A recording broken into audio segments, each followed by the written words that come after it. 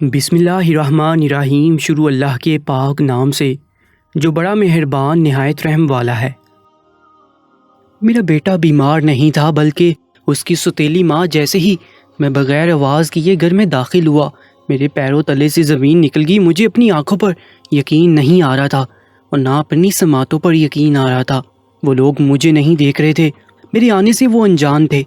انہیں علم نہیں تھا کہ میں پیچھے کھڑا ان کی حرکتیں اپنی گناہ گار آنکھوں سے نہ صرف دیکھ رہا تھا بلکہ ان کی تکلیف دہ باتیں بھی سن رہا تھا، بلکہ میں وہاں جم کر کھڑا ہو گیا تھا۔ میرے وجود میں کوئی جنبش نہیں ہو رہی تھی، میں خود کو اذیت دے رہا تھا۔ وہ بے درد منظر دیکھ کر مجھے بھی اذیت ملنی چاہیے تھی، میں اسی اذیت کا ہی تو حقدار تھا۔ میری جان پر کوئی اس قدر ظلم ڈھا سکتا ہے جو میں اس بات سے لا علم تھا، اور جانے کب سے وہ ظالم اس معصوم پر ظلم کے پہاڑ توڑ رہے تھے۔ مجھ جیسے باپ کے لیے یہی سزا سب سے بڑی تھی جو آج یہ منظر اپنی آنکھوں سے دیکھ رہا تھا۔ میں تو یہ سب آج دیکھ رہا تھا، آج مجھ کو پتہ چلا تھا، مگر وہ معصوم جانے کب سے اس تکلیف سے گزر رہا تھا، اور ظلم کی انتہا یہ تھی کہ اس کا منہ بھی بند کر دیا گیا تھا کہ وہ مجھ سے اس بات کا ذکر نہ کرے، اور نہ جانے کیا کیا دھمکیاں دی ہوں گی، کتنا ڈرایا ہوگا اس معصوم کو۔ اور خدا نے میری آنکھوں اور عقل پر پردہ ڈال دیا تھا، جو ایک گھر میں رہتے ہوئے بھی میں ہر چیز سے اتنا غافل ہو گیا کہ آج نوبت یہاں تک آ پہنچی تھی۔ ان کی آخری بات سن کر تو مجھے لگا میرا دل بس بند ہو جائے گا، اور ان کے پلٹنے سے پہلے میں چھپ گیا۔ آج میں پھر دھوکہ نہیں کھانا چاہتا تھا۔ اگر ابھی میں ان لوگوں کے سامنے آ جاتا تو جھوٹی سچی کہانیاں سنا کر، تعویلیں دے کر مجھے قائل کر ہی لیتے، اور میں پھر ان کی باتوں پر یقین کر لیتا۔ مگر آج آدھا سچ جان کر میں خود کو مزید کوئی دھوکہ نہیں دینا چاہتا تھا۔ میں اس جگہ تک ان ظالموں کا پیچھا کرنا چاہتا تھا جہاں وہ اس معصوم کو لے جا رہے تھے، اور اس کے لیے مجھے اپنے دل پر پتھر رکھنا پڑا، یہ سوچ کر کہ جہاں اس معصوم نے میری غفلت اور لا علمی کی وجہ سے اتنا کچھ سہا، آج تھوڑا اور درد سہ لے۔ کم سے کم آج یہ کہانی اپنے اختتام کو تو پہنچتی۔ میں چھپتا چھپاتا ان کے تعاقب کر رہا تھا۔ وہ ٹیکسی میں بیٹھے جو پہلے ہی باہر کھڑی تھی، اور میں بھی رکشے میں بیٹھ کر ان کے پیچھے گیا، مگر جہاں وہ لوگ داخل ہوئے اس جگہ کو دیکھ کر مجھے لگا شاید یہ میرا وہم تھا، یہ لوگ برے نہیں، میں ان کو غلط سمجھ رہا تھا۔ ایک لمحے میں مجھے ہزاروں پشیمانیاں ایک ساتھ گھیر گئیں۔ میں خود کو غلط قرار دینے لگا، اور تھوڑا آگے جا کر جب میں نے ان کی باتیں سنی تو مجھے لگا کسی نے مجھے موت کا پروانہ سنا دیا ہو۔ وہ اس حد تک گر سکتی تھی میں نے تو کبھی سوچا بھی نہ تھا۔ وہ تو کچھ عرصے سے میری پریشانی بہت عروج پر تھی۔ آفس گھر کہیں بھی ہوتا تھا تو میرے ذہن میں بس ایک ہی بات گھومتی تھی، آخر اتنے علاج کے بعد بھی ہمایوں میں کوئی فرق کیوں نہیں محسوس ہو رہا تھا، حالانکہ میں نے ہمایوں کے لیے اپنی حیثیت سے زیادہ کیا تھا۔ میں نے تو اپنی زندگی ہمایوں کے لیے ہی وقف کر دی تھی۔ میری زندگی کا محور بس میرا بیٹا تھا، اس پر میری زندگی شروع ہوتی تھی، اسی پر ختم ہوتی تھی۔ شہر کا سب سے بڑا ڈاکٹر ہمایوں کا علاج کر رہا تھا۔ ہمایوں کے اچھے علاج کی وجہ سے میں آفس میں اوور ٹائم کرنے لگا تھا، اس لیے میں ہمایوں کو بالکل وقت نہیں دے پا رہا تھا۔ اس باپ کا مجھے بہت قلق تھا۔ اکثر میں گھر آتا تو وہ پہلے ہی سویا ہوا ہوتا تھا، مگر میں بھی مجبور تھا۔ میرے وقت دینے سے زیادہ ہمایوں کا اچھا علاج ضروری تھا۔ ہمایوں کے گردے نے کام کرنا چھوڑ دیا تھا۔ میرا 8 سالہ معصوم بیٹا ڈائلیسس کروانے جاتا، اس کے ساتھ میری بیوی راحیلہ جاتی تھی۔ میں اسے اس تکلیف میں نہیں دیکھ سکتا تھا۔ راحیلہ اس کی ستیلی ماں تھی، اس لیے راحیلہ کو اس کے ساتھ بھیجتا تھا، مگر وہ ہمایوں سے بہت محبت کرتی تھی، مجھے اس پر بھروسہ تھا۔ اور راحیلہ کا بھائی بھی کافی ہوشیار لڑکا تھا، وہ بھی ایک ہسپتال میں چھوٹے موٹے کام کرتا تھا۔ سارا دن ہاسپٹل میں کام کرنے کی وجہ سے اسے علاج، ڈاکٹر وغیرہ کے بارے میں زیادہ پتہ تھا۔ راحیلہ میرے کہنے پر اپنے بھائی ثاقب کے ساتھ ہمایوں کو ہسپتال لے جاتی تھی۔ ایک تو کام اور اوور ٹائم کی وجہ سے مجھے بالکل وقت نہیں ملتا تھا۔ اب تو میں سوچ رہا تھا کہ کوئی پارٹ ٹائم جاب کر لوں، پھر دکھ بھی بہت ہوتا تھا۔ میرا بیٹا میری شکل دیکھنے کے لیے ترس گیا ہوگا، مگر میں کیا کرتا، میں ایک بہت مجبور باپ تھا۔ بیٹے کو وقت دیتا تو اس کے علاج کے لیے پیسے کہاں سے لاتا؟ ہمایوں کو دن بہ دن کمزور اور اداس دیکھ کر مجھے لگتا تھا کہ میں بیمار ہو جاؤں گا۔ ایسا پانی کی طرح بہانے سے بھی ہمایوں کے اندر کوئی بہتری نظر نہیں آئی، اس لیے میں نے سوچ لیا آج میں آفس سے چھٹی لوں گا اور خود ہمایوں کے ساتھ ڈاکٹر کے پاس جاؤں گا، ڈاکٹر سے تفصیلی بات کروں گا۔ میرا باس بہت سخت مزاج کا آدمی تھا، چھٹی کے نام پر آفس سے باہر ہو جاتا تھا، نوکری سے نکالنے کی اور سیلری کاٹنے کی دھمکیاں دیتا تھا۔ اس لیے میں نے کبھی چھٹی نہیں مانگی۔ شاید یہی وجہ تھی کہ آج جب میں نے باس سے چھٹی مانگی تو اس نے آرام سے چھٹی دے دی۔ میں ہمایوں کی پسند کی کھانے پینے کی چیزیں لیتا ہوا بغیر آواز کیے گھر کے اندر داخل ہوا تو یہ راز مجھ پر کھلا جو میری دنیا ہلا گیا۔ اگر مجھے تھوڑی دیر ہو جاتی تو میری دنیا ہی اجڑ جاتی، مگر آج اللہ نے مجھے صحیح وقت پر بھیج دیا تھا۔ میرا نام رضا ہے، میں ایک سرکاری ملازم ہوں۔ اکثر سننے میں آتا ہے کہ ایک بادشاہ تھا، اس کی جان ایک طوطے میں قید تھی۔ تب یہ سب بہت عجیب لگتا تھا، بھلا کیسے کسی کی اپنی جان کسی اور کی جان میں قید ہو سکتی ہے۔ مگر اب پتہ چلا جب میری اپنی جان میرے 8 سالہ بیٹے ہمایوں میں قید ہو گئی تھی، اور میں اس قید میں بہت خوش تھا۔ ہمایوں کی معصوم باتیں، اس کے سرخ و سفید رنگت، گنگرالے بال مجھے بہت پسند تھے۔ جب وہ پیدا ہوا میں نے اسے پہلی بار اپنی گود میں لیا اور فیلنگز میں بیان نہیں کر سکتا۔ مجھے اس کی ایک ایک بات یاد ہے، اس کا پہلی بار چلنا، پہلی بار بولنا، ایک ایک بات میرے ذہن میں نقش ہے۔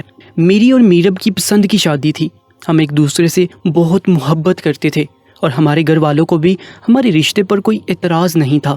میرے اور میرب کے گھر والے ہماری خوشی میں خوش تھے۔ ہماری شادی کی تیاریاں ہونے لگیں، مگر مجھے دل میں کہیں کھٹکا لگا رہتا تھا کہ اتنی آسانی سے سب ہو رہا ہے، کہیں بیچ میں کچھ برا نہ ہو جائے۔ مگر ایسا کچھ نہیں ہوا، ہماری شادی ہو گئی، میرب دلہن بن کر میرے گھر آ گئی۔ میں بہت زیادہ خوش تھا، اتنی آسانی سے مجھے میری محبت مل گئی تھی۔ شادی کے 1 سال بعد میرب امید سے ہوئی تو ہم دونوں بہت خوش ہوئے۔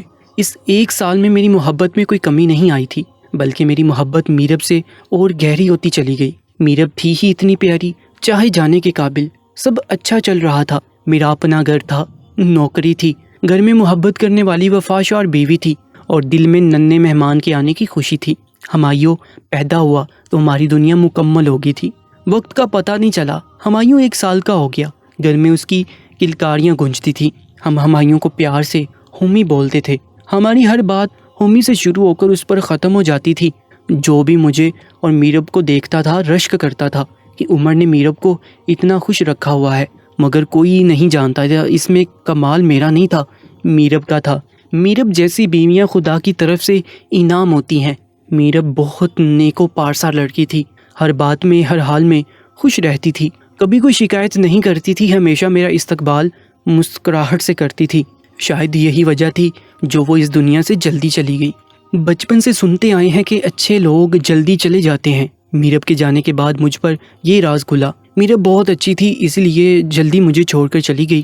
صبح میں اسے ہنستا مسکراتا چھوڑ کر کام پر گیا تھا کہ اچانک مجھے فون آیا کہ آپ کی بیوی کا کرنٹ لگنے سے انتقال ہو گیا ہے، گھر آ جائیں۔ شروع میں تو مجھے لگا کوئی مزاق کر رہا ہے یا غلطی سے کسی اور کا فون میرے پاس آ گیا ہے، مگر پھر بھی مجھے بہت گھبراہٹ محسوس ہوئی اور میرا دل زور زور سے دھڑکنے لگا۔ مجھے محسوس ہونے لگا کہ واقعی میں کچھ برا ہونے والا ہے، اور میں ڈرتا ڈرتا گھر کی طرف روانہ ہو گیا۔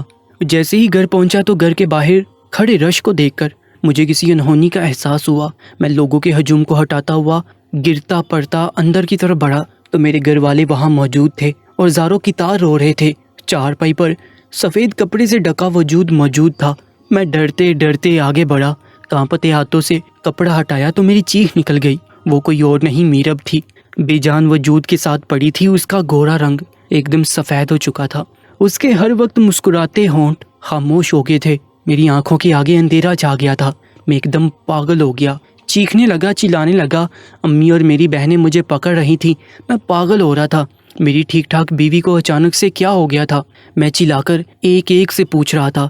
تب مجھے کسی نے بتایا کہ میرب کپڑے دھو رہی تھی، اسے کرنٹ لگ گیا، واشنگ مشین میں کرنٹ تھا۔ میرب نے مجھ سے اس بات کا ذکر نہیں کیا تھا۔ ماسی جو گھر کی صفائی کر رہی تھی اس نے محلے والوں کو جمع کیا۔ میرے والدین اسی گلی میں الگ گھر میں رہتے تھے اور میرے والدین بھی اس اچانک حادثے سے بکھلا گئے۔ جب کوئی اپنا آپ کو کسی بہت اپنے کی موت کی خبر دیتا ہے تو آرام آرام سے دیتا ہے، مگر مجھے محلے سے ہی کسی نے فون کیا اور سیدھا کہا آپ کی بیوی فوت ہو گئی ہے۔ وہاں سے مجھے پہلا صدمہ لگا، میرب کو مردہ حالت میں دیکھ کر دوسرا صدمہ لگا، اور ہمایوں کو ماں کے لیے روتا دیکھ کر صدمے پر صدمہ آج تک لگتا جا رہا تھا۔ میرب ہمایوں سے بہت محبت کرتی تھی، ہمایوں میں اس کی جان تھی، ایک پل کو ہمایوں کو خود سے الگ نہیں کرتی تھی، وہ بھی ماں کا عادی تھا۔ اب ہمایوں کو ماں کے لیے روتا بلکتا دیکھ دل میں زخم بن گئے تھے۔ میں ساری رات جاگتا تھا، اسے سنبھالتا تھا۔ میری امی، میری بہن، ہم تینوں ایک چھوٹے سے بچے کو سنبھالتے سنبھالتے ہلکان ہو جاتے تھے، مگر وقت بہت بڑا مرہم ہے، اب اس معصوم نے بھی شاید محسوس کر لیا تھا کہ اس کی ماں واپس نہیں آئے گی۔ اب میں ہی اس کے لیے ماں اور باپ دونوں تھا۔ لوگوں نے بہت کہا کہ دوسری شادی کر لو، بچہ چھوٹا ہے، اسے ماں کی ضرورت ہے، مگر میں میرب کی یادیں دل میں بسائے اپنی ساری زندگی گزارنا چاہتا تھا، اور میں اپنا گھر چھوڑ کر امی ابو کے ساتھ رہنے لگا۔ وہاں ہمایوں کا سب بہت خیال رکھتے تھے۔ میرب کی جوان موت میرب اور میرے گھر والوں کے لیے بہت بڑا صدمہ تھا۔ ہمایوں کا ننیال ددیال سب اس کا خیال کرتے، پر ماں کی کمی کوئی پوری نہیں کر سکتا تھا۔ میری بہن ہمایوں کو سنبھالتی تھی، اس کی شادی ہو گئی۔ امی بیمار ہوتے ہوتے بستر پر پڑ گئی۔ امی اب اپنے آخری دن گن رہی تھی، اور امی کے اصرار پر مجھے دوسری شادی کرنی پڑی، کیونکہ امی مرنے سے پہلے میرا گھر بسا ہوا دیکھنا چاہتی تھی۔ راحیلہ میری امی کی دور کی رشتہ دار کی بیٹی تھی۔ امی نے اسے میرے لیے منتخب کیا اور سادگی سے ہماری شادی ہو گئی۔ راحیلہ کے ساتھ میری شادی ہوئی، ادھر امی بھی اللہ کو پیاری ہوگی۔ شاید امی مجھے پھر سے بسا ہوا دیکھنا چاہتی تھی۔ میں نے راحیلہ کو پہلے دن ہی بتا دیا کہ میں ہمایوں سے بہت زیادہ محبت کرتا ہوں۔ میں نے شادی بھی اسی لیے کی ہمایوں کو ماں کا پیار ملے۔ تو مجھ سے وعدہ کرو ہمایوں کو کبھی ماں کی کمی محسوس ہونے نہیں دو گی، اس کا بہت خیال رکھو گی۔ اگر تم نے ہمایوں کا خیال صحیح سے رکھا تو میرے دل میں بھی گھر کر جاؤ گی۔ میری زندگی میں تو تم آ گئی ہو، اب تمہارے حوالے ہے یہ گھر اور میرا بچہ۔ میں نے آرام سے راحیلہ کو سب سمجھایا۔ راحیلہ نے مجھ سے وعدہ کیا کہ وہ مجھے کبھی مایوس نہیں کرے گی، ہمایوں کو جان سے بڑھ کر عزیز رکھے گی، اس کو سگی ماں کی طرح پیار دے گی۔ میں راحیلہ کی باتیں سن کر مسکرایا، مگر میرے دل میں اب بھی بہت وہم تھے۔ مگر ہولے ہولے راحیلہ نے اپنا وعدہ سچ کر دکھایا۔ وہ ہمایوں کا بہت خیال رکھتی، اسے پیار دیتی تھی۔ اب ہمایوں بھی راحیلہ سے کافی قریب ہو گیا تھا۔ اس وقت میرے پاس وقت بہت ہوتا تھا، آفس سے 9 to 5 کی جاب کر کے واپس آ جاتا اور سارا وقت گھر پر گزارتا تھا۔ تب زندگی بہت پرسکون گزر رہی تھی، اور میں سوچ رہا تھا میرب سے محبت اپنی جگہ آج بھی قائم و دائم ہے، مگر میری دوسری شادی کا فیصلہ بھی درست تھا۔ وقت گزرتا گیا، سب صحیح چل رہا تھا۔ میری اور راحیلہ کی شادی کو 2 سال ہو گئے، مگر راحیلہ کو اولاد کی خوشخبری نہیں ملی۔ اس کی بہت خواہش تھی کہ اسے اولاد ہو، مگر اس کے ٹیسٹ صحیح نہیں آئے۔ اس سے پتہ چلا کہ راحیلہ کبھی ماں نہیں بن سکتی ہے۔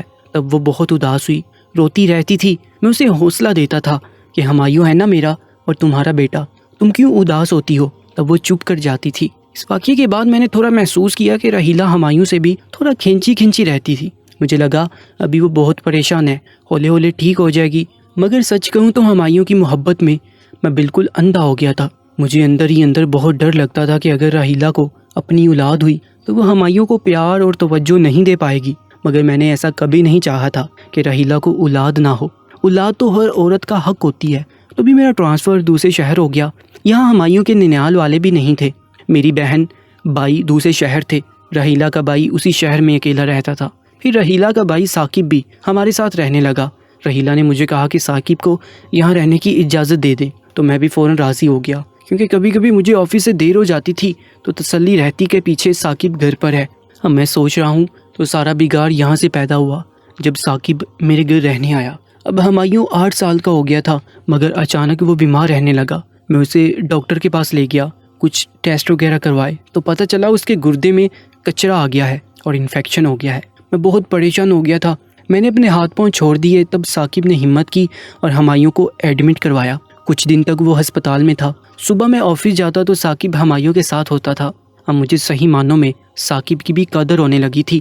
وہ میرا بازو بنا ہوا تھا، میرا کوئی بھائی تو تھا نہیں، اس لیے ثاقب میرے بہت کام آیا۔ اب ہمایوں کافی بہتر ہو گیا تھا، گھر آ گیا تھا، مگر مجھے خاص تسلی نہیں ہوتی تھی۔ میں نے محسوس کیا کہ میرا بیٹا روز بروز کمزور ہوتا جا رہا تھا۔ میں نے ثاقب اور راحیلہ کو اچھے خاصے پیسے دیے اور کہا کہ تم دونوں اس بڑے سے کلینک پر ہمایوں کو لے جانا، اچھا سا چیک اپ کروانا، کیونکہ جس وقت میں آفس ہوتا تھا کلینک کا ٹائم اس وقت کا تھا۔ ہاسپٹل سے واپسی پر ثاقب نے بتایا کہ ہمایوں کے گردوں نے کام کرنا چھوڑ دیا ہے، دونوں گردے خراب ہو گئے ہیں۔ یہ سن کر میری تو بہت بری حالت ہو گئی تھی۔ میں دھارے مار کر رو رہا تھا، مگر راحیلہ آج بالکل چپ کھڑی تھی۔ وہ شکل سے بہت پریشان لگ رہی تھی اور کسی گہری سوچ میں گم تھی۔ ثاقب نے اس موقع پر بھی مجھے اطمینان دلایا کہ پریشان ہونے والی کوئی بات نہیں ہے، ہمایوں کا علاج ہوگا، وہ بالکل صحت یاب ہو جائے گا۔ ثاقب نے کہا وہ جس ہاسپٹل میں کام کرتا ہے وہ گردوں کا بہت کامیابی سے علاج کرتے ہیں، مگر تمہیں اس علاج کے لیے بہت پیسے خرچ کرنے ہوں گے، علاج میں بہت پیسہ لگ جاتا ہے۔ میں نے ثاقب سے کہا تم پیسے کی فکر مت کرو، میں دن رات ایک کر کے محنت کروں گا، کام کروں گا تاکہ ہمایوں کا اچھے سے علاج ہو سکے۔ اور میں نے اتنی محنت شروع کی کہ مجھے رات دن کا ہوش بھی نہیں رہتا تھا۔ اس طرح میں اپنے بچے کی شکل دیکھنے کو بھی ترس گیا تھا، لیکن اسی میں ہم سب کی بہتری تھی۔ میں ثاقب کا بہت احسان مند تھا۔ رحیلہ اور ثاقب روز ہمایوں کو کلینک لے کر جاتے تھے۔ رات کو جب میں گھر آتا تو ثاقب اور رحیلہ سے ساری ڈیٹیل لیتا تھا۔ سوئے ہوئے ہمایوں کو پیار کرتا تھا اور دیر تک دیکھتا رہتا تھا۔ میرا بچہ کمزور ہو گیا تھا، اس کی آنکھوں کے آگے ہلکے پڑنے لگے تھے۔ تقریباً 1 مہینہ ایسے گزر گیا۔ اب ہمایوں سے زیادہ میں بیمار رہنے لگا تھا، کیونکہ مجھے آرام کا بھی صحیح سے وقت نہیں ملتا تھا۔ رات کو بھی میں اپنے کولیگز کی فائل لاتا تھا اور ان کو کام کر کے دیتا تھا، اس کے بدلے میں مجھے پیسے ملتے تھے۔ جب اتنا عرصہ گزر گیا اور مجھے ہمایوں میں کوئی خاص فرق محسوس نہیں ہوا تو میری تشویش بڑھنے لگی۔ میں نے اپنی تشویش کا اظہار رحیلہ اور ثاقب سے بھی 3-4 بار کیا تو دونوں کے چہرے اتر گئے، دونوں ایک دم پریشان ہو گئے۔ ثاقب بولنے لگا، بھائی اگر آپ کو ہم پر بھروسہ نہیں تو خود اسے ڈاکٹر کے پاس لے جائیں۔ میں تو آپ کی پریشانی کی وجہ سے اسے ڈاکٹر کے پاس روز لے جاتا ہوں، ڈاکٹروں کے چکر کاٹتا ہوں تاکہ آپ آرام سے کام کر سکیں۔ ثاقب کی باتیں سن کر میں شرمندہ ہو گیا۔ نہیں ثاقب، ایسی کوئی بات نہیں، مجھے تم دونوں پر بھروسہ ہے، مگر ڈاکٹرز کی غفلت ہے، پر کچھ اور مجھے سمجھ نہیں آ رہا۔ اتنے علاج سے کچھ تو بہتری آتی نا، آج کل کے ڈاکٹر بھی صرف پیسے کے پیچھے پڑے ہیں۔ میں نے اپنی صفائی دینی چاہی اور دل میں اٹل ارادہ کر لیا کہ کل ہر حال میں خود ہمایوں کو ہاسپٹل لے کر جاؤں گا۔ اس لیے کام سے چھٹی کر کے جب میں دبے پاؤں گھر میں داخل ہوا تو میری حیرت کی انتہا نہ رہی۔ ثاقب اور رحیلہ نے مجھے نہیں دیکھا۔ ایک دم سے ثاقب نے ایک زوردار تھپڑ ہمایوں کے گول پر مارا تو میرے رونگٹے کھڑے ہو گئے۔ دل کیا ثاقب کا منہ توڑ دوں۔ میرے بیمار بچے پر ہاتھ اٹھایا، مگر میری زبان کو تالے لگ گئے تھے، میرے قدم حرکت کرنے سے قاصر تھے۔ میں ایک دم دیوار کے ہوٹ میں چھپ گیا تھا تاکہ میں دیکھ سکوں میری غیر موجودگی میں یہ لوگ میرے بچے کے ساتھ کیسا سلوک کرتے ہیں۔ رحیلہ نے چادر اوڑھی اور دونوں بہن بھائی گھسیٹتے ہوئے ہمایوں کو کہیں لے جا رہے تھے۔ مجھے یہ سب دیکھ کر بہت زیادہ تکلیف ہو رہی تھی، مگر میں آج پورا سچ جاننا چاہتا تھا۔ میرے کانوں میں ثاقب کی آواز پڑی تھی، وہ بہن کو بول رہا تھا، ہمیں جلدی اس کا بندوبست کرنا ہوگا، اس کے باپ کو شک ہو گیا ہے، اب ہمیں اور دیر نہیں کرنی چاہیے۔ میں نے رکشہ کروایا اور رکشے والے سے اس کا مفلر لے کر اپنے چہرے پر لپیٹ لیا اور ان کا پیچھا کرنے لگا۔ وہ لوگ اسی ہاسپٹل میں گئے جس میں ثاقب کام کرتا تھا۔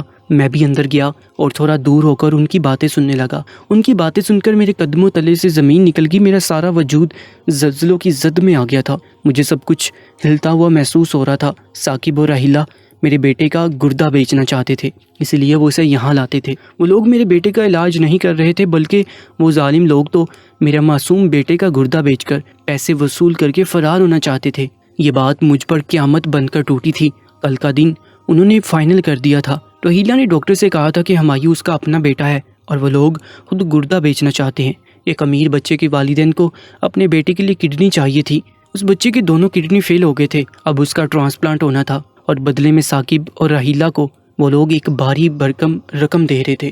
50 لاکھ میں ثاقب اور رحیلہ نے میرے بیٹے کا سودا کیا تھا۔ ان امیر والدین کو کوئی ڈونر نہیں مل رہا تھا، اس لیے چپکے ہی پیسے کے زور پر سب کے منہ بند کروا رہے تھے۔ ان کا بھی قصور نہیں تھا، اولاد ہے ہی ایسی چیز، انسان اپنی اولاد کی زندگی کے لیے صحیح غلط بھول جاتا ہے، اور رحیلہ اور ثاقب کی باتوں کو وہ لوگ سچ سمجھ رہے تھے۔ میں نے ان کے بچے کی صحت کے لیے دعا کی کہ اللہ تعالیٰ ان ماں باپ کی پریشانی بھی دور کر دے، ان کی اولاد کو صحت اور زندگی دے۔ میں اب اور دیر نہیں کرنا چاہتا تھا۔ اس سے پہلے کہ وہ لوگ میرے بیٹے کے ساتھ کچھ اور غلط کرتے، میں سیدھا پولیس اسٹیشن گیا، ان کو ساری بات بتائی اور پولیس کے ساتھ اپنے گھر آیا۔ میرے ساتھ پولیس کو دیکھ کر دونوں بہن بھائی ڈر گئے، مگر پھر بھی اپنے تاثرات چھپا رہے تھے۔ ان کو اندازہ نہیں تھا کہ میں ان کے کالے کرتوت جان گیا ہوں اور ان کا راز کھل گیا ہے۔ میں نے پولیس کو کہا، یہی ہیں دونوں، گرفتار کر لیں انہیں۔ پولیس آگے بڑھی، لیڈیز پولیس نے رحیلہ کے ہاتھ میں ہتھ کڑی ڈالی۔ ثاقب ایک دم مچل گیا، کیا ہوا رضا بھائی، ہم نے ایسا کیا جرم کر دیا کہ آپ ہم کو گرفتار کروا رہے ہیں؟ ثاقب معصوم بن رہا تھا، اب بھی معصوم بن رہے ہو، مجھے بیوقوف بناتے آئے، مجھ سے پیسے بٹور کر میرے ٹھیک ٹھاک بچے کو بیمار دکھا کر اس کا گردہ بیچ کر تم دونوں بہن بھائی ملک سے فرار ہونے کے منصوبے بنا رہے تھے، میری آنکھوں میں دھول جھونک رہے تھے۔ چھوڑوں گا نہیں میں تم دونوں کو، ساری زندگی جیل کی چکی پسواؤں گا۔ ایک باپ سے بغیر اجازت لیے انلیگل طریقے سے کسی بچے کا کڈنی بیچ کر تم لوگ کیا سمجھ رہے تھے کہ تم لوگ اللہ کی پکڑ سے دور رہو گے؟ اور افسوس مجھے تم پر، رحیلہ میں سمجھتا تھا تم ہمایوں کو اپنا بیٹا سمجھتی ہو، اسے ماں کا پیار دیا، مگر مجھے معلوم نہیں تھا تم اب تک ڈھونگ کرتی آئی ہو۔ یہی وجہ تھی جو اللہ تعالیٰ نے تمہیں اولاد جیسی نعمت سے محروم رکھا، تم ماں کہلوانے کے لائق نہیں ہو۔ میرا غصہ آسمان کو چھو رہا تھا، دل کر رہا تھا دونوں بہن بھائی کو بسم کر دوں۔ میرے اندر کا غبار کسی صورت کم ہونے میں نہیں آ رہا تھا۔ تبھی رحیلہ رونے لگی، میرے پیر پڑ گئی۔ مجھے معاف کر دو رضا، میں نے کچھ نہیں کیا ہے، یہ سب ثاقب کے کام ہے، اس نے مجھ پر زور دیا ایسا کرنے کو۔ میں رحیلہ کو اپنا بیٹا سمجھتی ہوں۔ رحیلہ روتی ہوئی بولی، جھوٹی مجھ پر سارا الزام لگا رہی ہے، خود ہی تو بولتی تھی مجھے نفرت ہے اس سپولے سے۔ ماں تو مر گئی، میرے گلے پڑ گیا، اور تم نے ہی کہا تھا رضا سے مجھے اولاد بھی نہیں ہوئی۔ میرے کس کام کا ہے رضا؟ خواہ میں اس کے بچے کو پالتی ہوں اور گھر کے کام کرتی ہوں، اور تم نے ہی مجھے کہا تھا اس کا گردہ بیچ کر امیر بن جاتے ہیں، اب معصوم بن رہی ہو۔ اب دونوں بہن بھائی آپس میں لڑنے لگے، ایک دوسرے پر الزامات کی بارش شروع کر دی اور ایک دوسرے کے پول کھولتے رہے۔ ان دونوں کو لے جاؤ یہاں سے، میں نے پولیس سے کہا، اور وہ دونوں کو لے کر چلی گئی۔ میں اب زندگی میں کبھی مڑ کر ان دونوں کی شکل دیکھنا نہیں چاہتا تھا۔ میں ہمایوں کے پاس گیا، وہ کب سے ڈرا سہما کھڑا تھا، مجھے دیکھ کر ایک دم بھاگ کر میرے گلے لگ گیا اور ہچکیوں سے رونے لگا۔ میں نے اسے پیار کیا، کھانا کھلایا اور اپنے ساتھ ہی سلا لیا، اور خود ساری رات سو نہیں پایا۔ بس یہی بات مجھے اندر ہی اندر کھائے جا رہی تھی کہ کیسے میں نے اپنے بچے کے معاملے میں کسی اور پر یقین کر لیا۔ اگلے دن جب ہمایوں کچھ بہتر ہوا تب میں نے اس سے آرام سے پوچھا اور اسے کہا کہ تمہیں ڈرنے کی ضرورت نہیں، اب وہ لوگ پولیس کے پاس ہیں۔ میں نے ہمایوں سے پوچھا کہ وہ لوگ تمہارے ساتھ کیا کرتے رہے ہیں، تب ہمایوں نے بتایا کہ وہ مجھے ڈانٹتے تھے، دمکاتے تھے، کبھی کبھی مارتے بھی تھے کہ اپنے پاپا کو کچھ مت بتانا۔ میں نے ہمایوں کو گلے سے لگایا، مجھے بہت تکلیف ہو رہی تھی، میرا بیٹا اس اذیت میں جانے کب سے تھا اور میں لا علم رہا۔ دوسرے دن میں ہمایوں کے ساتھ اسے ڈاکٹر کے پاس لے گیا، جس نے کہا تھا ہمایوں کے گردوں میں کچرا اور انفیکشن ہے۔ اس نے تفصیلی معائنہ کیا، ڈاکٹر نے کہا کہ ہمایوں بالکل صحت مند ہے، اب انفیکشن بھی صحیح ہو گیا ہے، بس بچہ بہت ڈرا ہوا ہے اور سٹریس کا شکار ہے۔ ڈاکٹر نے ہمایوں کو طاقت کی دوائیاں دی اور اچھا خوراک کھانے کو کہا۔ اب ہمایوں پر خصوصی توجہ دینی شروع کر دی تھی میں نے۔ اچھے خوراک، توجہ اور پیار سے ہمایوں ماشاءاللہ ایک ماہ کے اندر بالکل پہلے جیسا صحت مند ہو گیا تھا اور خوش رہنے لگا تھا۔ میں نے اب شادی کا خیال ہمیشہ کے لیے دل سے نکال دیا تھا۔ راحیلہ سے شادی کر کے میں تلخ تجربے سے گزرا تھا، اب مجھے کسی پر بھروسہ نہیں رہا تھا، اب بس میرب کی یادوں کے سہارے اور ہمایوں کے ساتھ اپنی ساری زندگی گزارنے کا فیصلہ کر چکا ہوں۔ میں اپنے رب کا بہت شکر گزار ہوں کہ اس نے مجھے وقت پر بھیج دیا تھا، اور وقت پر میں ساری حقیقت جان گیا تھا اور سارے رازوں سے پردے اٹھ گئے تھے۔ اگر تھوڑی دیر ہو جاتی تو میرے ہاتھ کچھ نہیں بچتا، میرا معصوم بچہ جانے کن کن تکلیفوں سے گزرتا، یہ سوچ کر ہی مجھے جھجری آ جاتی۔ آج بھی راحیلہ اور ثاقب جیل کی سلاخوں کے پیچھے ہیں اور اپنے کیے کی سزا کاٹ رہے ہیں، میں انہیں کبھی معاف نہیں کر سکتا۔ میری آپ سب سے التجا ہے کہ اپنے بچوں کا خاص خیال رکھیں، اپنے بچوں کے معاملے میں کسی پر بھی بھروسہ نہ کریں۔ آج کل لوگ پیسوں کے لالچ میں آ کر ہر حد سے گزر جاتے ہیں، افسوس لوگوں کا ضمیر بھی مر گیا ہے۔ آج کل لوگوں کا دین، دھرم، ایمان سب پیسہ ہو گیا ہے، اللہ کا خوف بھی نہیں ہوتا۔ اللہ ہم سب کی رہنمائی کرے، آمین ضرور لکھے گا، اور ایسی ہی کہانیوں کے لیے ہمارے یوٹیوب چینل دربار ٹی وی کو سبسکرائب کر لیجیے گا۔ اپنا بہت زیادہ خیال رکھا کریں، اللہ نگہبان۔